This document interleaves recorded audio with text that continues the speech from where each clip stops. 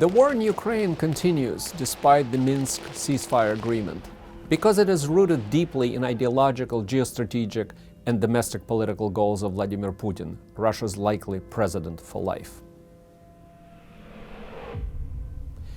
Russia has violated 2 ceasefire agreements. It continues to send troops, arms, and heavy equipment into Ukraine in support of its proxies, the so-called separatists.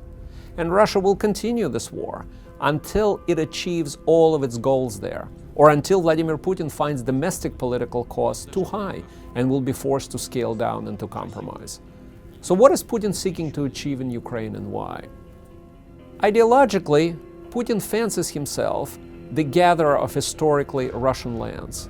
In his worldview, Russia is not only a country, it is the center of a unique Eurasian civilization, distinct from both Europe and Asia.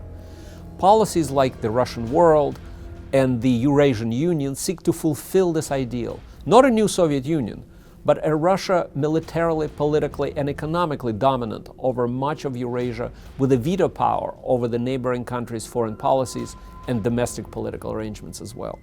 So a Europe-bound Ukraine is a key, perhaps fatal, obstacle to such a plan.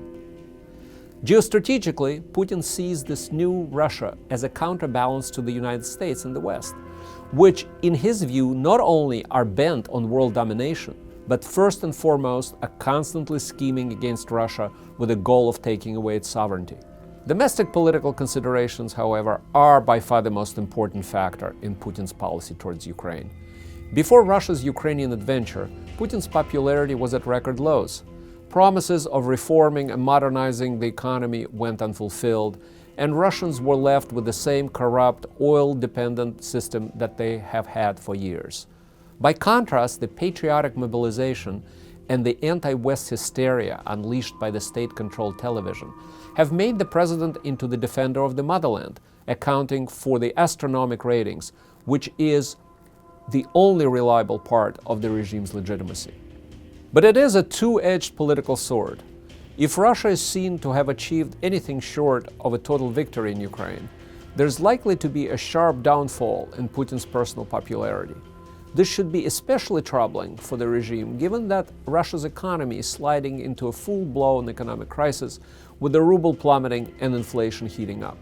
So Putin needs a victory that would include not just a permanent dismemberment of Ukraine, but also its destabilization and ultimately the replacement of the current pro-European regime in Kiev with a Russian puppet.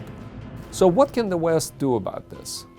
Given Russia's military advantage over Ukraine, a quick victory on the battlefield is out of the question. Instead, a patient, long-term strategy is needed, one which would include, but not be limited to, arming and training Ukrainian forces in order to raise the domestic costs of Putin's aggression, both in treasure and, most importantly, in blood. Putin will be in Ukraine for as long as he needs to, so if the West is serious in thwarting his plans, it needs to have just as much patience and resolve.